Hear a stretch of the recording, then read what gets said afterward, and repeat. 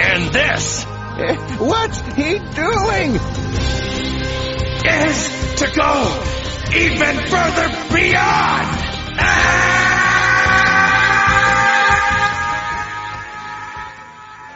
I used to fucking love Naruto. I remember when I was younger, I used to download the newest episode for like 2 hours because you simply could not watch it online with my shitty dial-up internet connection.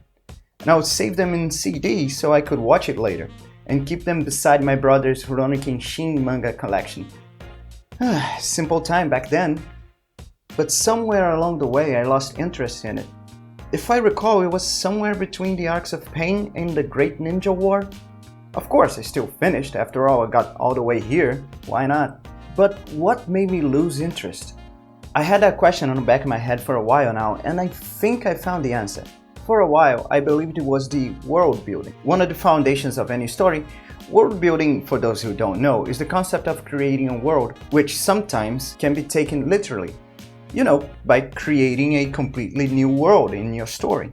And by extension, it simply dictates how the world and its citizens react to any event. Think about it this way. If a woman suddenly grows to the size of a building, in our world, a lot of people would run scared, call the police and the news. And unfortunately, a lot of degenerates would be aroused. But if the same thing happened in the world of My Hero Academia, a lot of people would start cheering her on because they know she's a hero. Some people would still run away and call the police because a hero using her powers means there's a problem nearby. And unfortunately, a lot of degenerates would still be aroused. Now, how any of that could be applied to Naruto? Well, in the first episode we introduced the main character, Naruto, and the fact that basically everyone in his village hates him because he's the vessel of a beast made from pure energy, or chakra in this universe, a beast that killed like half of the village when Naruto was a kid. Basically, people don't hate Naruto, they hate what's inside of him, and almost all of them fear it. So they exclude him and treat him like an outcast. Kinda makes sense, right? At this point in the story, yes, but further down the line we learn of another kid that has a beast inside him as well, a kid called Gaara. This little edgelord, when he loses control, releases the beast within him and causes destruction all over his village. So, maybe it wasn't the best idea to shun and exclude a kid that, if pushed far enough, could level a fucking city. I mean, we literally see Naruto snap and release his beast later in the series, multiple times. If the Hokage, the leader and the strongest ninja in the village, knew about this, or even if it crossed his mind, he should have trained Naruto himself and not let the kid alone, you know, so he doesn't blow up the village. Yes, I know, the Hokage cares for him a lot, but that's not enough. Naruto himself says that he's alone and that he sees the only teacher to take interest in him and care for him as a father figure. You didn't even need to make the village people like him. They could still hate him for the same reasons. And now you have a reason on top of that, because if the Hokage trained him, people could hate him for being the Hokage's little precious kid. Naruto, the series, not the kid, is filled with these inconsistencies. But then it clicked. Gaara. That's the problem. Not the kid or the beast itself, but how it was utilized. This scene is the first time we see a manifestation of a beast. The first time we see what a vessel for these beasts are capable of. This is a sign of what was to come. When this beast appeared, the first thing you think is, oh shit, someone has to take care of that. But how?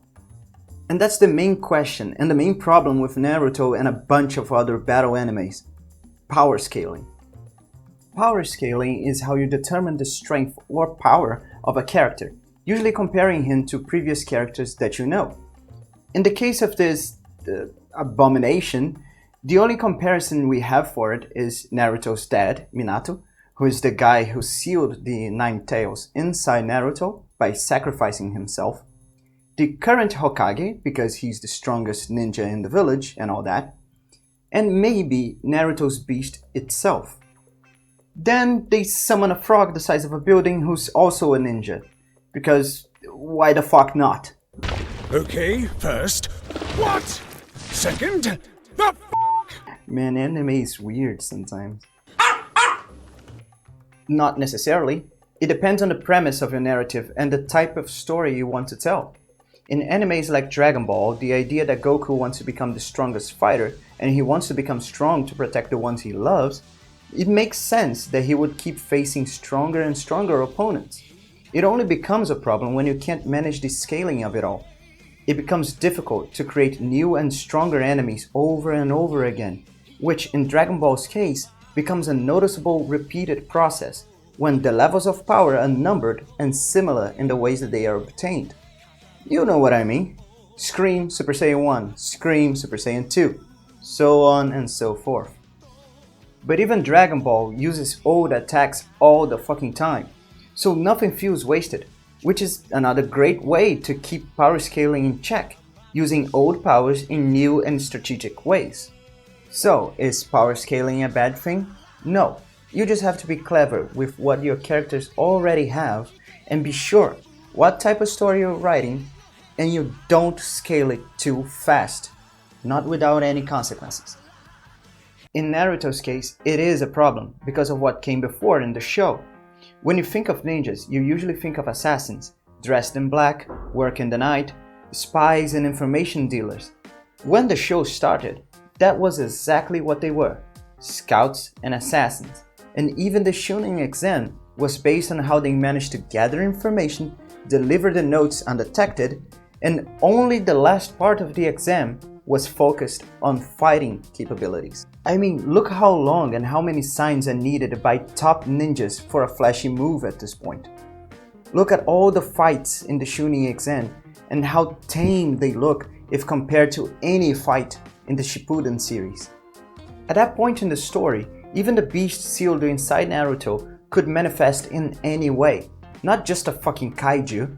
It could influence his thoughts like a devil, or maybe possess him or something. All that ninja and stealth stuff prepares you for a low power, intelligent based fight, where techniques and strategies are what keeps you alive. So when Gaara's beast appeared, one of the most powerful creatures in this universe, I was prepared for a desperate fight where coordination and strategies of the ninjas were the main focus. But as I said, frog. So anyway, after Gaara appeared, from that point on, the show kept going in and out of intelligent fights followed by Michael Bay fights until they level a fucking city with one attack, killing everyone. Another attack creates a fucking mini-moon, bring everyone that was killed in the city back from the dead, bring the people that were dead before back from the dead as well, so they can fight in a war, and by the end, Naruto, alongside his lover, basically kill a god. Standard anime shit, really. So, dear viewer, how can you avoid that tone shift from Death Note to Transformers? How do you avoid giving your viewers or readers the wrong impression about your work? Well, I'm no writer, but I can think of a few tips. Focus on the premise of your story. If you start with strategy and stealth, you're going to attract people that like strategy and stealth. Shocker, I know. And if you plan to start from that and progress to other things, give clear indications that your work will go in another direction. And try to avoid real-world implications like ninjas being inherently stealthy.